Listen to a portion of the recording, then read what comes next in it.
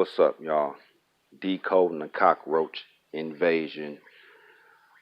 Um, well, I'm gonna get just straight to the point. Started off back in the 1950s um, when the U.S. was at war with Japan. Well, they was always looking for a easier way to do recon, something that can be in your face, but you didn't know what it was doing. And after no, they dropped the atomic bomb, you know, in Japan, Hiroshima. Um, the other one, I forgot the other one, but a lot of the reason why that bomb had to get dropped is because there wasn't a lot of recon. There wasn't a lot of intel that was getting put in. I mean, they knew locations and whatnot, and but they didn't know exactly like what were they doing at that moment. So that's one of the major reasons that that bomb had got dropped, because the intel and the recon, it was at a minimum. It was at a minimum, on a daily minimum. So then they started searching and looking for organic ways to do surveillance. You know, uh, something like that can be in your household, maybe an infestation. And the perfect tool was a cockroach. The cockroach, they actually can send off a frequency of sound if you tap into the right frequency. If you have the right amount in a household, all you have to do is tap into that frequency, and then you can actually hear what's going on in that household. Now, back in the 50s, I say the 60s and the 70s, where the technology wasn't too good. I mean, they were using television antennas, but the only thing about the television antennas is that the frequency levels were too much intertwined. So when somebody would tap in, you might be trying to tap into one specific household, and then next thing you know, you're hearing a phone conversation from the household next door. Because remember, back in the day, a lot of people my age, I'm 40 years old, so a lot of people my age back in the day remember when your mom first started buying remember the cordless house phones with the metal antenna.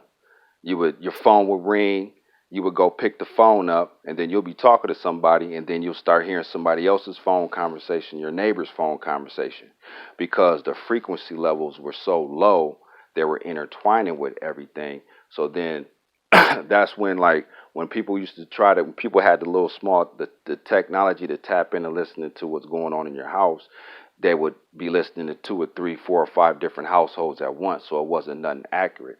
So one way to boost up that frequency was, once they figured out that they could tap into the roach frequency, that's that's the reason why all these roaches was everywhere. You know what I'm saying? Especially the ones up north. I could understand down south a little bit, but the ones that were up here, I had a lot of family members going down south, bringing the roaches back up here to Minnesota. And because a lot of our family came from Memphis, Tennessee, moved up here. Minnesota, wasn't no jobs in Memphis, so a lot of our family members would come back. They would bring roaches back with them. But it's like, once you uh, once you get your house sprayed and they got that, I think it's borite acid. I mean, it shouldn't take that long to kill roaches, this and that. So, what was the reason for the roaches? The reason for the roaches was because the TV surveillance that they was using wasn't as accurate. It was tapping into multiple houses at once. So, after 9/11, I mean, everybody pretty much know, it's not no secret no more. Everybody pretty much know. If they want to know what you're doing, they tap into whatever they want to. Their phone, your TV, your cable box, whatever they can use is way more accurate nowadays. Well, back in the day, they used to use the roach frequency. That was the easiest organic frequency. If they wanted to know what you was doing in your household, it was the roach frequency. That's why you had them everywhere. And it wasn't even that. If you say like they was concerned about somebody, right? It would be, if they're concerned about you, they will want those roaches in that area. It didn't matter if you lived at 1234, they would want them at 1236, 1237 because the frequency level will be higher. So then all they had to do is just pull up and tap into a certain frequency and aim it, and then they could hear what was going on in that house, that one specific house. Not just the TV antennas didn't work; it was bouncing off too many frequencies. It was just bouncing off of everything. So when you look at um the antennas on a roach, they have one of the longest antennas for a bug, especially uh for an insect, a one that's um common insects. Because you look at these other insects like bed bugs, that's the bed bugs is a real infestation because they don't serve no purpose. All they serve is a purpose as a parasite. Suck blood, go feed their babies, have eggs, stuff like that. But the roaches serve a bigger purpose than what people even thought with the antennas.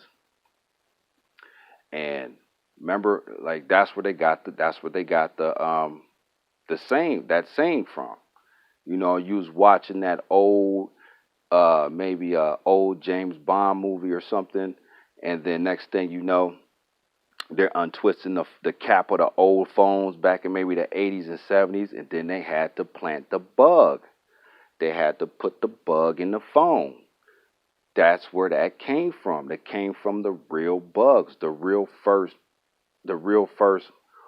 organic surveillance that they were using was the roach surveillance. They was using roaches to tap into the roach frequency. It sounds way off to some people, but then some people's gonna catch it, some people's not gonna catch it. But that's what they was using was the roach. But now with technology at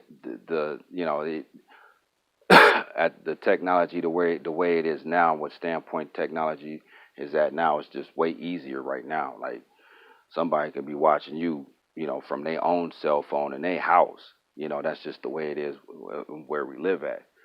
But once you had that junk DNA activated, man, you start seeing stuff and you start breaking it and dissecting it and breaking it down. But that's where the terminology, the bug came. Like, hey, I need to check. We need to get scanned. I need to check my house to see if it's bugged.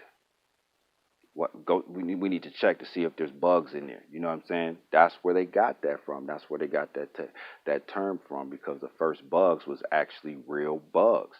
They were the roach. It was the roaches. It was the roach antenna frequency. They was tapping into the roaches, hearing what you was doing in your household, this and that, which is understandable in some situations. If you dealing with a terrorist threat or something like that, that's understandable. But you know, and what they don't tell you is,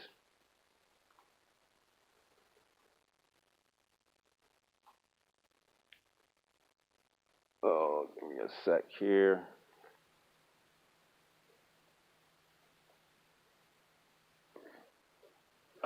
Give me a sec here. I do this stuff like this because it's easier. Give me a laptop or a newer one. All right, let me focus this in.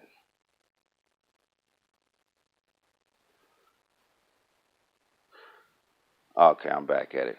See, what they don't tell you is one of the other things that they did was, it's all about if it's all about intel. When you figure out it's all about intel, see what they used to do was, they used to the people that were surveilling, they will also have contracts with, they will also have some type of ready contracts with these corporations. So what they would do is, while they're sitting there listening to you, they might be listening to somebody else that has nothing to do with you, right?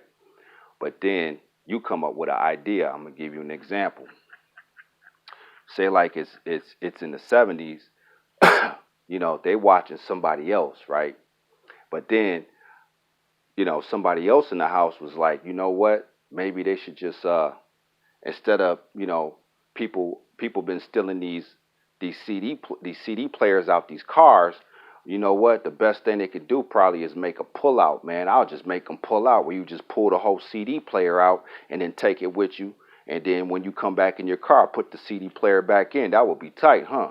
And then a month later, you see that shit on the market. So what they were doing also was taking ideas. They was gathering intel. So if you came with a next idea, which they're doing that today with the technology now through TV, cell phones, and whatnot, taking people's ideas. So if you have an idea, you want to make sure you keep it to yourself. You want to make sure you go through lawyers, get it patent or whatever you got to do, because they'll take it and then they'll hurry up and patent it, and then they'll put it out in the market. So their surveillance was actually for whatever purpose they were doing it, and also gathering intel for next businesses and next ideas.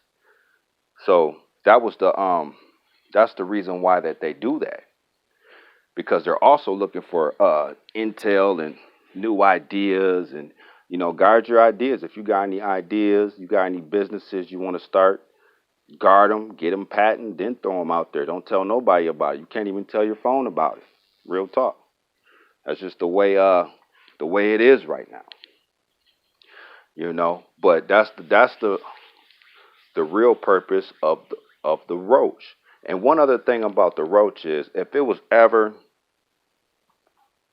to be a nuclear holocaust or something on that level, the roaches will still be surviving. So you still were able to tap into the frequency. If you had enough of them in one area to at least hear what's going on, you would still be able to do that, because the roaches will still be around. Even through radiation, they survive. The antennas on the roaches are very long. And then you look at, you got bees, wasps, you got other insects with long antennas. But so why were the roaches in everybody's house like that during those times when the technology was low? And I'm gonna give you an example. I know a building. Well, anyway, that don't even matter, man. Decoding the roach frequency, man. Uh, I'll break it down another day, a little bit deeper. But it's New Brighton. I'm out.